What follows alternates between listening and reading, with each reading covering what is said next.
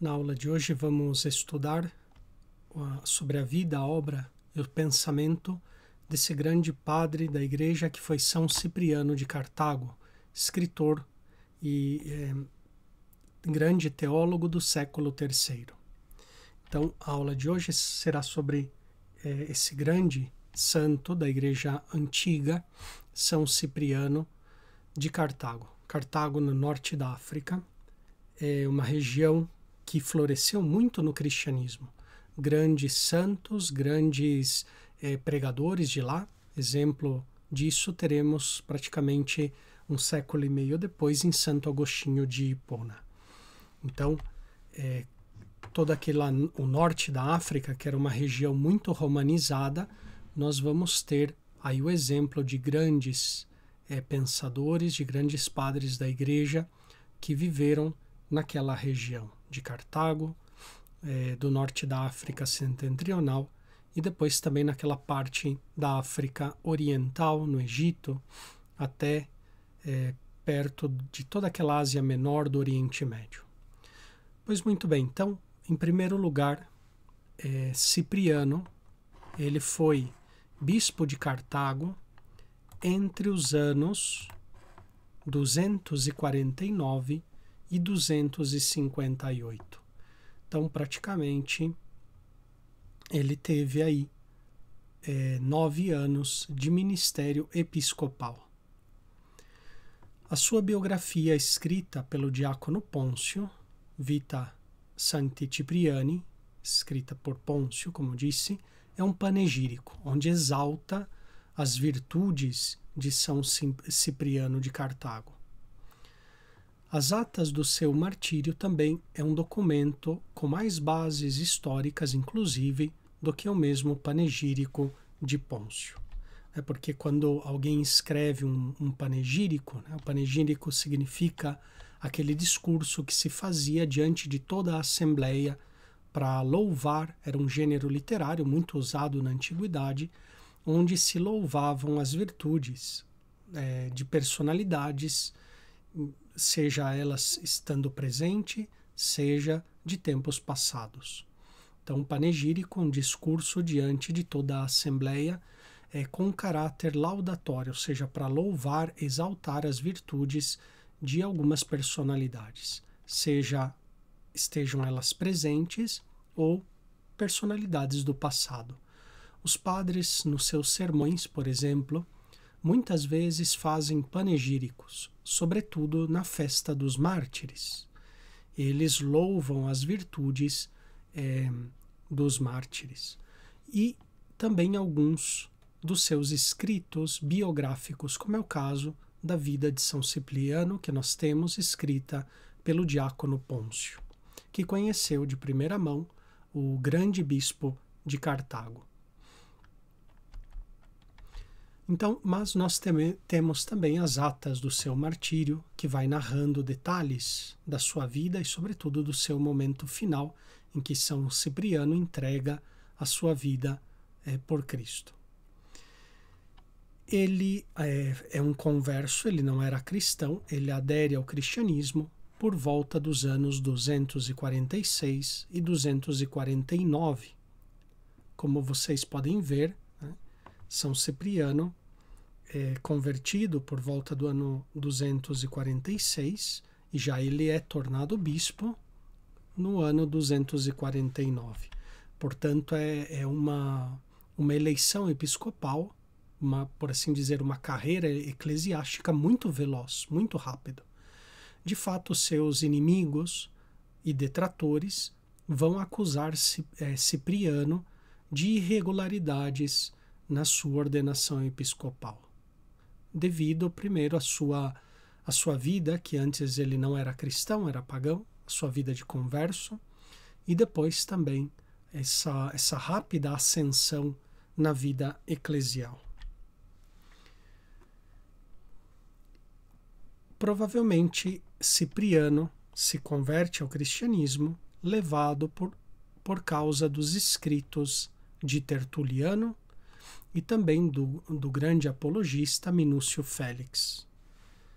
Minúcio Félix, que escreveu uma apologia em forma de diálogo chamado Octavius, né?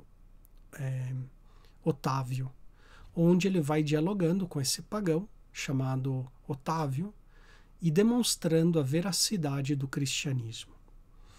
E depois temos os muitos escritos de Tertuliano, que com a sua retórica impecável, implacável, com certeza também influenciou na conversão de Cipriano. Ele rapidamente se torna presbítero e em no ano 249, ele é eleito bispo de Cartago. Cartago, pois não era uma província qualquer, era a capital da província romana na África Setentrional. Lembremos-nos que Cartago era uma grande cidade, era a capital de toda aquela região que hoje abrange Marrocos, abrange a Algéria, a Líbia, toda aquela região cuja capital era Cartago. Então era uma cidade grande, portanto ele se converte no bispo, né, metropolitano daquela região. É um cargo importantíssimo no cristianismo, né? Ele era o metropolita daquela região, da África Setentrional, que era uma região muito romanizada, tinham muitos costumes romanos, falavam o latim, ao contrário da África Oriental, a parte do Egito, parte da Etiópia, que se falava o grego. A África Setentrional falava o latim e estava bastante romanizada desde a época das guerras púnicas, né, em que Roma lutou contra os cartagineses. Portanto, aí em 249, ele é eleito bispo de Cartago. Vários detalhes de sua vida se conhecem através de suas cartas. É interessantíssimo ler São Cipriano, sobretudo o seu epistolário. Nós temos uma série de cartas de São Cipriano, onde ele vai dando detalhes não somente da sua própria vida, mas também do contexto eclesial da época. Nós, na liturgia das horas, por exemplo, na festa, né, na memória do Papa Sisto, nós lemos um trecho da carta de São Cipriano, onde ele narra, menciona o martírio do Papa São Sisto II. Então, muitos detalhes do cristianismo daquela época nós temos graças às cartas de São Cipriano.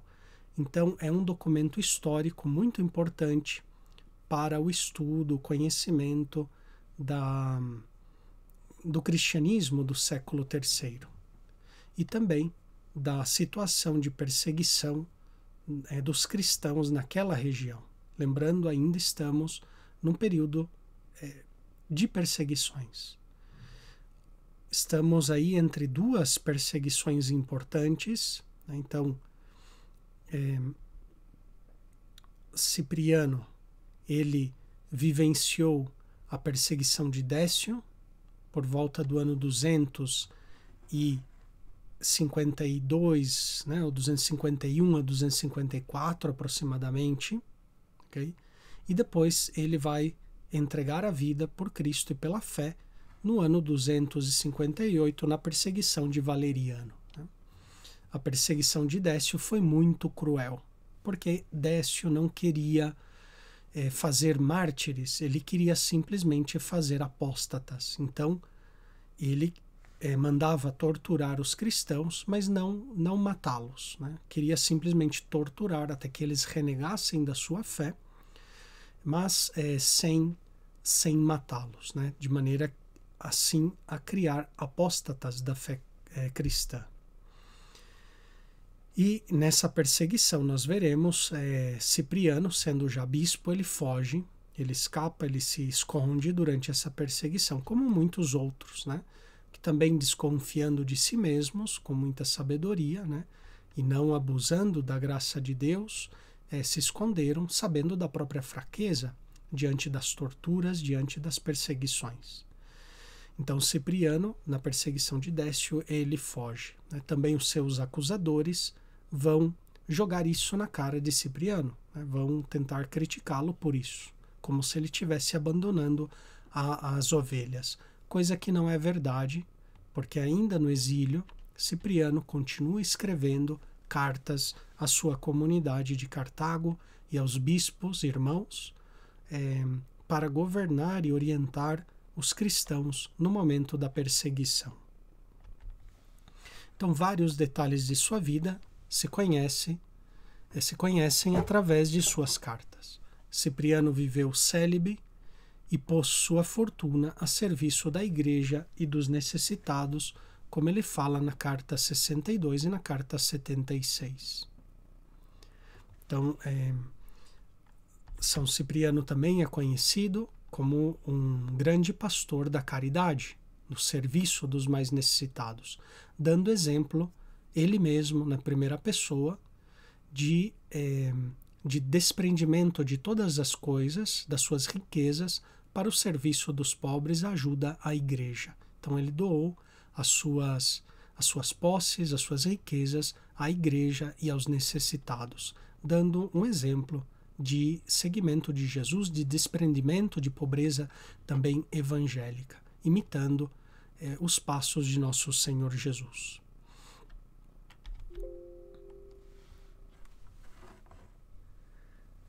Depois de sua conversão, Cipriano segue só a 2 mestres: as Sagradas Escrituras, que é fonte da meditação precípua de Cipriano, e também os escritos de Tertuliano. São Cipriano, ele é um grande orador e um grande admirador dos escritos de Tertuliano. Tertuliano é um grande retor, um grande orador, é um grande advogado.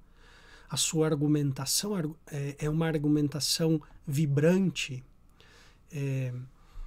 com um latim exímio, tanto é assim que os humanistas, no Renascimento, admiravam muito o latim de Tertuliano. Um grande conhecedor da língua latina.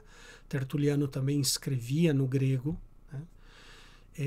Ele era um pensador muito de uma mentalidade até mesmo muito rigorista, exigente consigo mesmo e exigente com os demais. Tanto é assim que Tertuliano, ele decide ao final da vida, abandonar até mesmo a fé.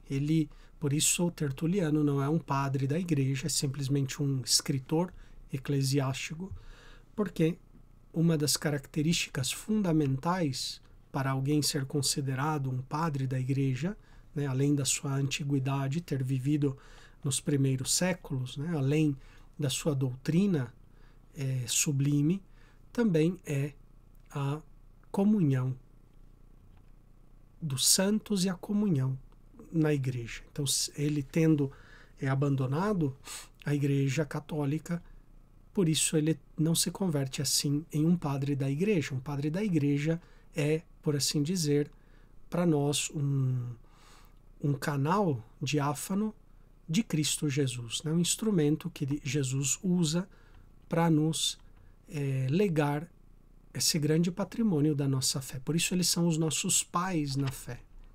Assim como os pais nos herdam o modo de ver o mundo, de encarar a realidade, assim os padres da igreja também nos herdam o que nós temos de mais precioso na nossa fé, que é Jesus. São os santos, com a sua vida, com seu exemplo, que nos transmitem esse patrimônio espiritual da nossa fé, como nós devemos viver a nossa fé, e nos transmitem também o modo como nós nos relacionamos com Jesus. Por isso eles são os nossos pais na fé, são os pais da igreja, os padres da igreja. Tertuliano, tendo abandonado a fé católica, devido à sua dureza de juízo, devido ao seu rigorismo moral, não é um padre da igreja, mas considerado um escritor eclesiástico, contudo é um grandíssimo escritor, importantíssimo, nesse período da primeira patrística, antes do concílio de Nicéia. Então, Cipriano se baseia muito, a partir da sua conversão, sobretudo nas escrituras, na meditação da palavra de Deus, mas também na beleza dos escritos e na força dos escritos de Tertuliano. Cipriano é um grande imitador de Tertuliano. Tertuliano tem um comentário ao Pai Nosso, São Cipriano também tem um comentário ao Pai Nosso, e nós notamos as semelhanças, né?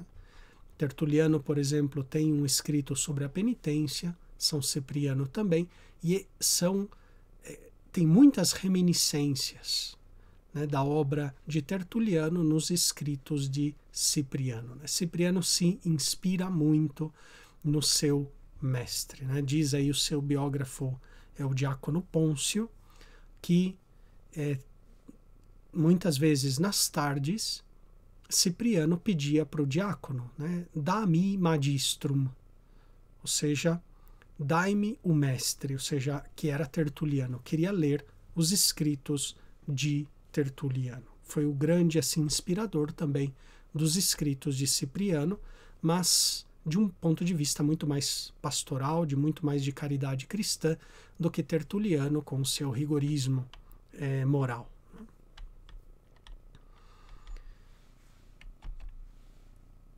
Durante a perseguição de Décio, como dizíamos, assim como o bispo Dionísio de Alexandria, Cipriano foge e de seu esconderijo ele continua guiando a comunidade, sobretudo através das suas cartas, do atendimento aos necessitados, né? Mas ele foge durante as perseguições da sua diocese.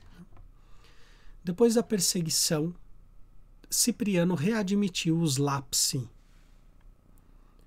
sobretudo em perigo de morte, e isso lhe rendeu críticas de presbíteros contrários à sua eleição. Um caso similar ocorria em Roma por Novaciano com a eleição do Papa Cornélio.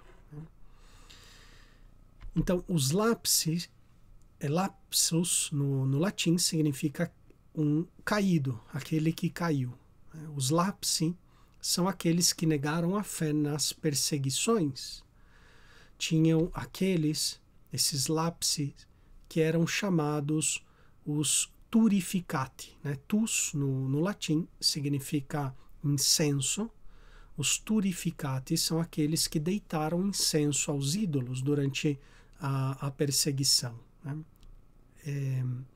Depois tinha outro tipo de lapsi, que eram chamados traditores, né? Os traidores. Tradere, no latim, significa entregar.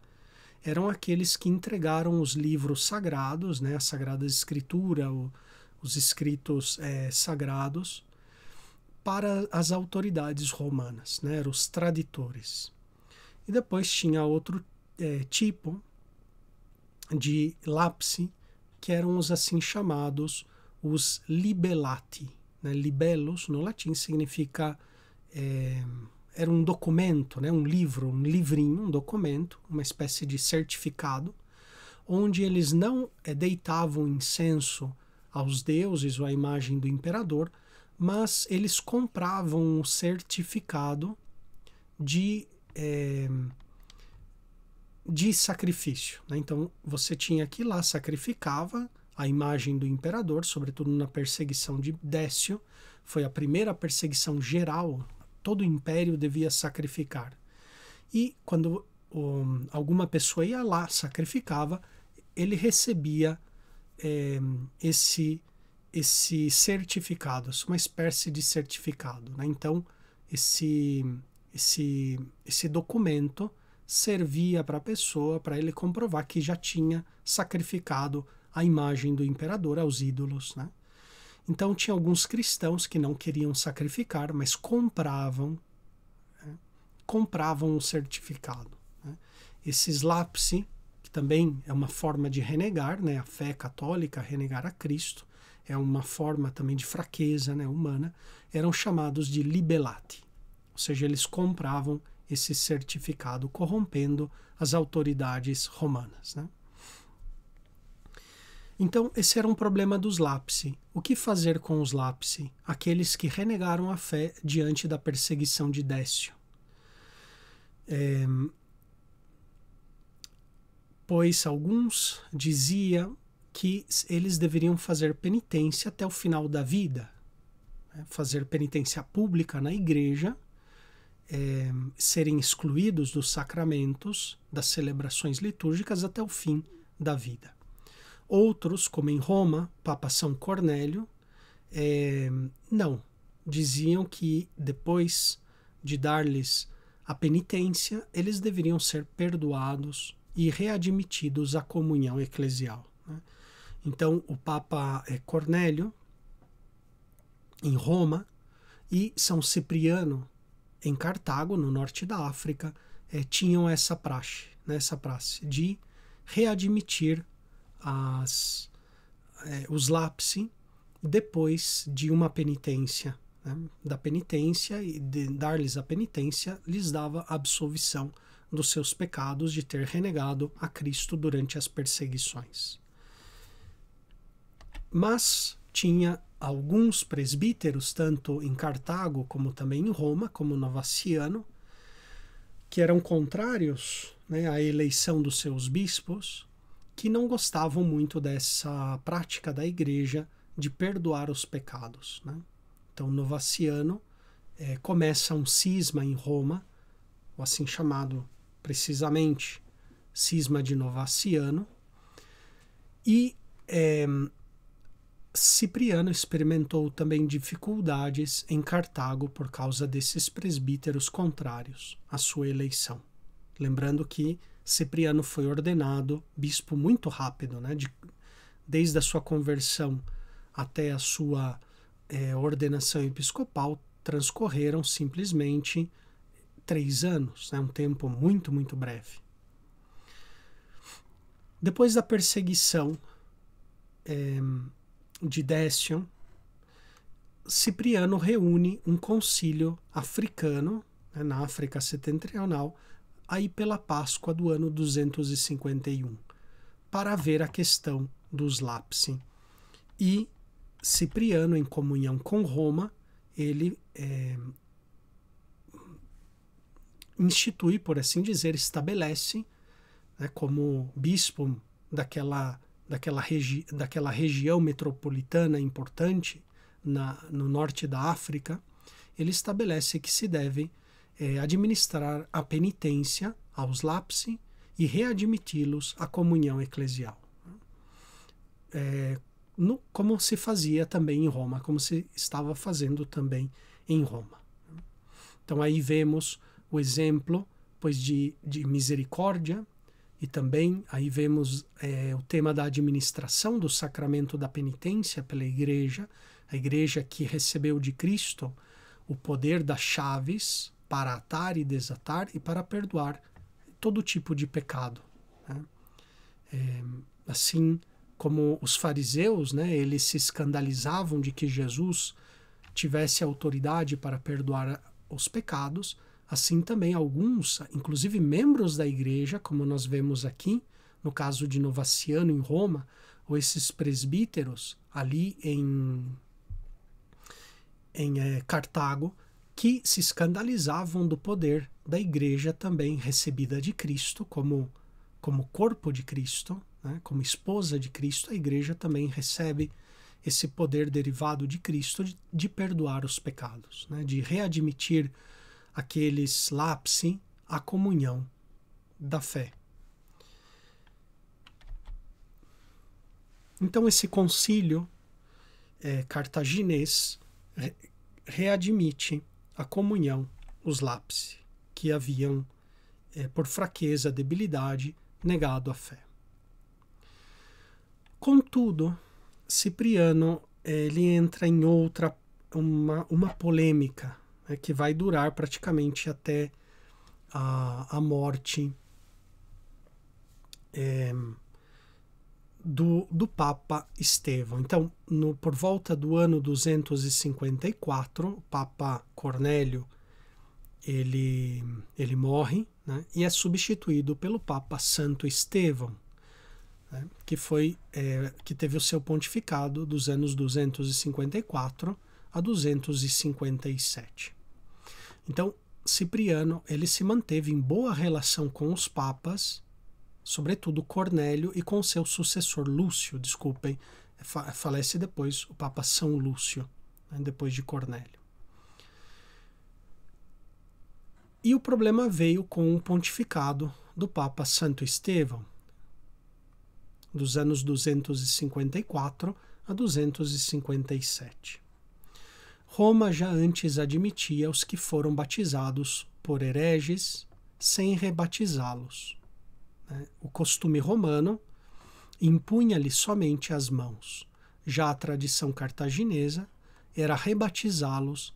Ao menos essa tradição começa aí por volta do ano 220, durante o episcopado de Santo Agripino de Cartago.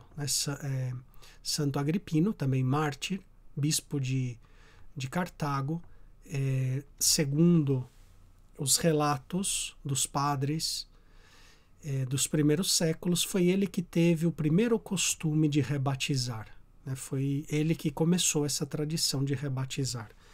Então nós vemos que o problema não era a admissão dos lapsi. Tanto Roma como Cartago, a África, né, o norte da África, a África setentrional, assim chamada África setentrional, tinha o costume de readmitir os lapsi, sem problema nenhum. Né? Roma marcou a pauta e as igrejas irmãs se espelharam no exemplo romano. Né? Então Cartago, sem problema nenhum, também seguiu a praxe romana de readmitir os lapsi. Só que aqui tem um problema. Já não estamos somente no tema dos lapsi, mas agora começa o problema do batismo desses hereges, ou desses cismáticos, ou desses lapsi, ou seja, a administração dos sacramentos. Essa polêmica foi importante porque vai durar inclusive alguns séculos, mas ajudou a igreja a entender a questão sacramental e desenvolver a teologia sacramental da igreja, okay? Que começa aqui nessa época, nessa polêmica de São Cipriano com Santo Estevão de Roma. Então, ok, nós admitimos os lapsi, admitimos os hereges que se convertem, os cismáticos, etc., mas o que fazer com os sacramentos que eles administraram, estando na heresia, ou estando no cisma, estando separados da igreja?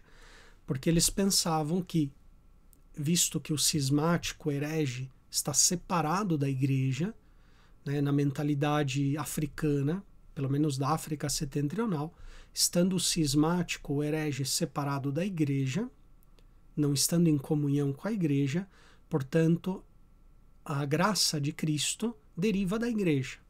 Estando fora da igreja, da comunhão, portanto, os sacramentos deles não transmitem as graças. Né? Esse era o pensamento da igreja africana e de São Cipriano. Portanto, e depois nós veremos também, século depois, com o problema do donatismo. O donatismo, ele segue no norte da África essa tradição de rebatizar os hereges, os cismáticos, mas a Igreja Católica, a Igreja Universal, ela, nesse período, ela começa a refletir e desenvolver melhor, né, compreender melhor o mistério dos sacramentos, que os sacramentos são sempre válidos, não importa a santidade do ministro, né? Então o diácono que administra aquele sacramento, ou o padre, ou o bispo, por mais que sejam hereges, cismáticos, pecadores, imorais, etc., o sacramento é válido, né? Que nós dizemos na teologia sacramental, ex opere operato, né? Por própria obra daquela ação, o sacramento se realiza. Então o fiel recebe o sacramento em toda a sua pureza, independentemente da santidade do ministro. O ministro, se ele foi ordenado validamente, se ele usa as fórmulas corretas dos sacramentos, aprovadas pela Igreja, o sacramento é válido. Se ele tem a intenção, ainda que mínima, de fazer o que a Igreja faz, o sacramento é válido ex opere operato, ou seja, pela própria força daquela ação sacramental, porque é Cristo que realiza através do ministro, não é o ministro. Essa frase de Santo Agostinho, que diz que, contra os donatistas, ele vai dizer: quando Pedro batiza, é Cristo que batiza. Quando Judas batiza, é Cristo que batiza. Portanto, é sempre Cristo que batiza. Então, não importa se ele tem a santidade de Pedro ou é um pecador como Judas, mas quando Pedro batiza, é Cristo que batiza. Quando Judas batiza, é Cristo também que batiza. Então, a santidade dos sacramentos, do batismo, da Eucaristia, da penitência, se realizam independentemente da santidade do ministro. Porque atuam ex opere operato, não ex opere operantes, não depende da santidade do ministro, do diácono, do bispo, do presbítero que administra aquele sacramento.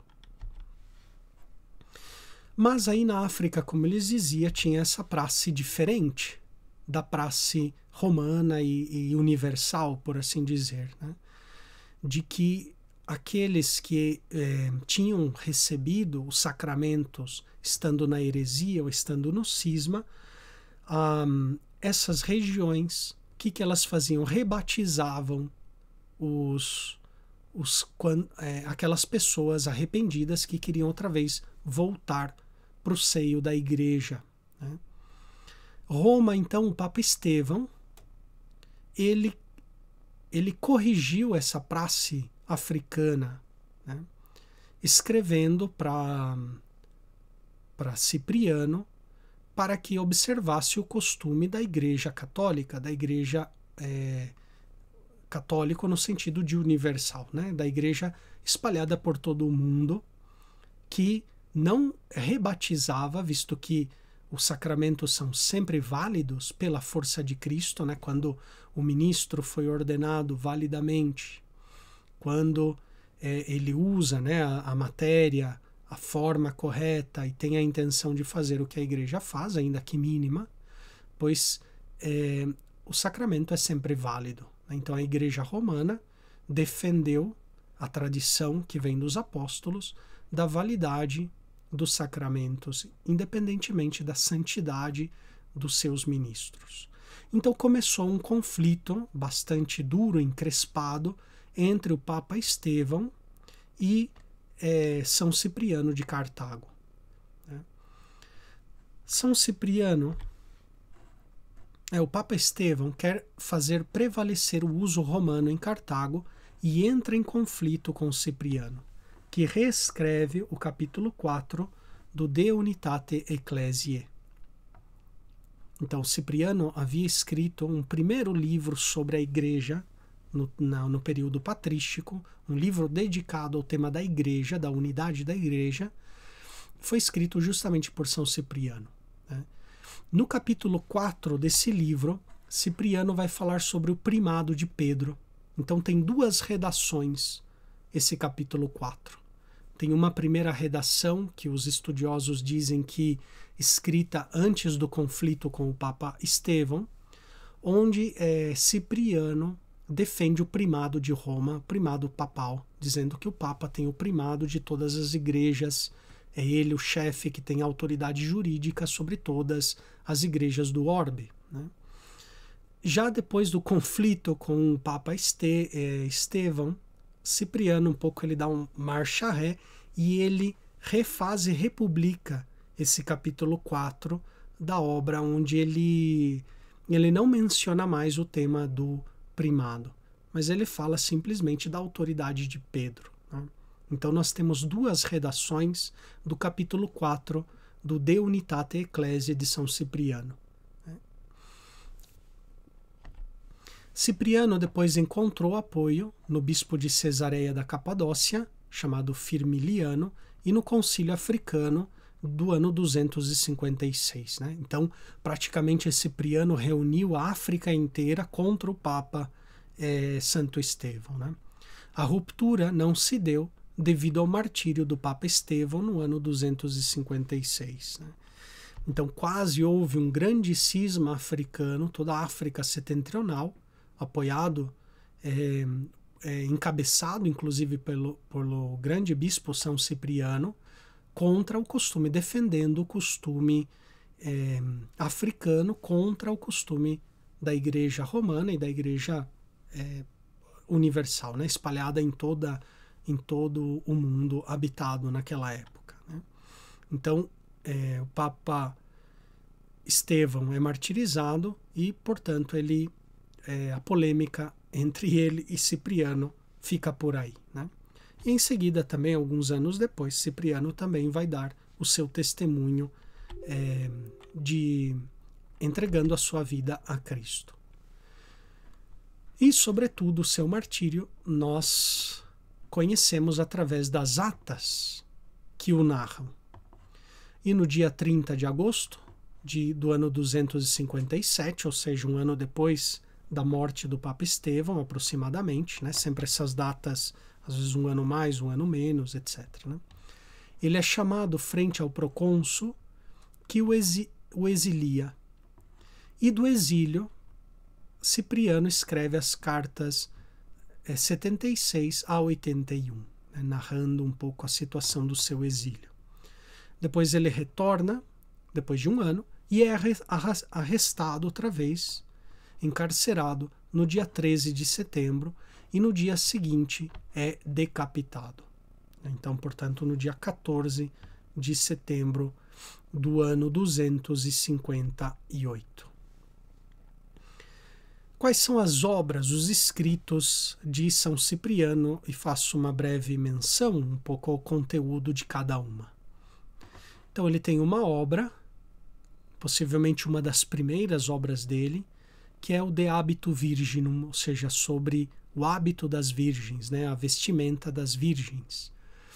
Tertuliano tem também um escrito sobre o véu das virgens, né, inclusive não das virgens, mas das mulheres. Né? Tertuliano vai além, ele fala que toda mulher deve estar velada, sempre cobrir a cabeça, e não somente na igreja, mas em todo momento. Né? Tertuliano ele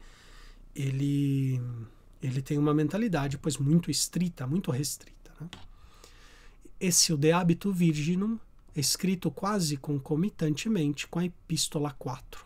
Possivelmente foi a sua primeira obra, primeiro tratado de São Cipriano. Por volta do ano 250, temos o seu comentário ao Pai Nosso, muito espelhado no escrito de Tertuliano, também um comentário ao Pai Nosso. No ano 251, nós temos o escrito sobre os lapsis, né? Onde ele reescreve o modo da reconciliação destes com a Igreja, aceito pelo Concílio de Cartago e também em Roma, no ano 251, né? Onde o Cipriano estava em comunhão com Roma, sobretudo com o Papa São Cornélio. Aí, nesse mesmo ano, ele escreve o De Unitate Ecclesiae, sobre a unidade da Igreja, onde ele fala dos princípios e da estrutura da unidade eclesial. Só que, como lhes comentei, há duas redações do capítulo 4 que fala do primado romano. Né? Uma a favor do primado romano, a outra, a segunda, não é que ele negue o primado romano, mas ele se cala sobre o primado romano. Né? Então, na primeira redação ele falava sobre o primado, na segunda ele se cala. Que foi refeita durante a polêmica do rebatismo no norte da África. Depois, no ano 252, ele escreve sobre o ciúme, né, sobre o zelo e o ciúme, contra o zelo e inveja dos que desejam a sua sede episcopal, né, contra os seus detratores. E depois a peste do ano 252 deu ocasião a 3 escritos: De Mortalitate, ou seja, sobre a mortalidade, obra original até então, né? Nenhum dos padres da igreja havia escrito sobre a morte até então. É uma teologia da morte como chamada de Deus, né? A morte como uma espécie de chamado de Deus. Ele escreve também o De Opere e de Elemosinis, ou seja, sobre a obra e as esmolas, que devem ser feitas não somente nos tempos de calamidades, mas é um dever do cristão, pois nós servimos a Deus no pobre. Então, o tema da ajuda aos necessitados, não só em tempos de calamidade. Depois ele tem esse escrito, esse tratado Ademetriano, que é uma espécie de confutação das objeções pagãs, que dizem que os males são devidos ao cristianismo, né? Pouco assim como Tertuliano havia escrito apologético contra os pagãos, Tertuliano tem esse escrito Ademetriano, onde ele refuta também o paganismo. E seus últimos escritos é sobre o bem da paciência, né? Que imita o de Paciência de Tertuliano. E nós temos a Exhortatio ad Martyrium, a exortação ao martírio, escrito endereçado a Fortunado, escrito por volta do ano 257 e 258. Ok, então esses são assim, a vida, também o pensamento desse grande mártir, São Cipriano. Nós, quando lemos as Confissões de Santo Agostinho cita muito o exemplo de São Cipriano nas suas obras.